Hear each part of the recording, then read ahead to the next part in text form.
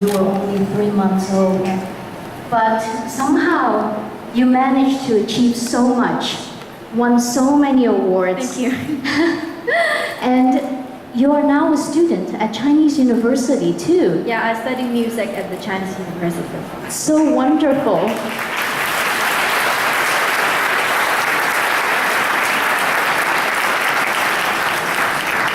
Can you share with me what were the biggest help to you throughout your journey to here?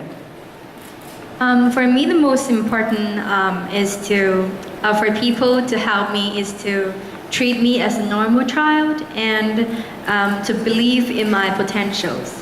And I'm really lucky I have loving parents who have gave me a lot of opportunities to try different things since I was born, like swimming and attending 3 times in the Standard Chartered Marathon 10 km. Actually, yeah, they let me try a lot of things. Yeah, thank you.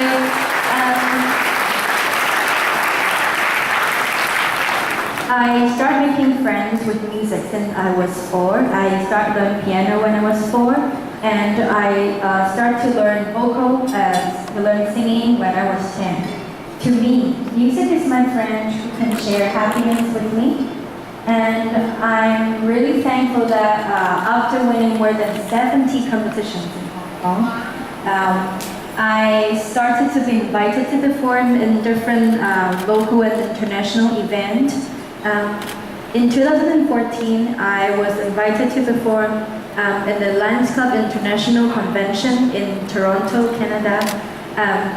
I remember there were around 20,000 people from 208 countries. And after singing the first song, most of them stand up and have a loud applause for me. So after this performance, I realized that music is also an international language which we can share happiness with others and inspire people. And apart from music and sports, I am really passionate in making contributions to the society, such as performing in some charitable events, like the Save the Children, and doing some school sharings in primary, secondary schools and universities, and most importantly, going to some developing countries and cities to inspire them to be positive and facing adversities. In 2012, I went to Bangladesh with the Orbis to visit the eye hospital and people who suffer from eye diseases like glaucoma and cataract. After talking to the doctor of the eye hospital, I realized that one of the reasons for people in Bangladesh to suffer from eye diseases is that they believe that the gods want to punish them and their family. So they need to accept this punishment. So they will have the eye diseases. So they decided not to do any medical treatment. So some of them even ended up being blind, not being able to see the world. And in 2014, I went to Henan, part of China, to visit the village where there are a lot of children and orphans who suffer from AIDS.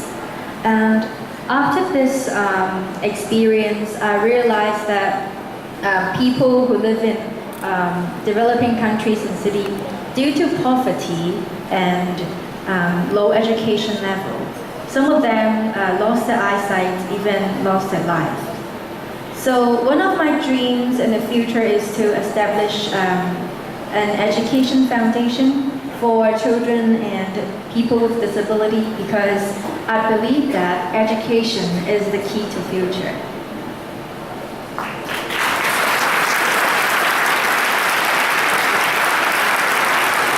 Thank you so much.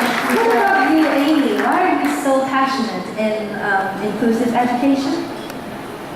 Well, for me, it's also a very personal story. My best friend, Vivian, and her sister, Lily, shared with me their story. I don't know if we can flash a photo, but if not, we'll still tell you. Oh, okay, here it is. This is my best friend, Vivian, and her sister, Lily. They were born in Beijing, and unfortunately, during those days, handicapped, is disabled children are not allowed to go to school. And their mother, out of desperation, had to bring the two of them all the way to France, not speaking a word of French. And she had to make ends meet and by working odd jobs and trying to learn French. So for Vivian, my best friend, her childhood was extremely, extremely hard. And her sister Lily had polio, who's disabled, was not able to go to school in Beijing. But fortunately, in France, she's allowed to go to school. And here's a picture of Lily with all her friends in France, very happily going to school and finally having an education. And Lily didn't disappoint her mother. She did so well and eventually even went to law school, and she's now a senior civil servant in the Ministry of Finance. And here's a picture of Lily graduating. So when I joined Save the Two Children 2 years ago, my best friend Vivian and Lily told me, Amy, you have to do something for disabled children in China, making sure that children like Lily will have access to education. And thankfully, I did join an organization which works so hard to lobby for the rights of children to be included in schools. And over many years, Save the Children managed to lobby the government to change the law to allow children with disability to go to regular schools. This is something I'm immensely, immensely proud of my organization. And I'll share a video with everybody about the benefit of inclusive education for one child. But tonight, I really count on all of you to help children like Lily, like Michelle, to get an education despite their disabilities. Together, we can change the lives of millions of children. 同心协力，我们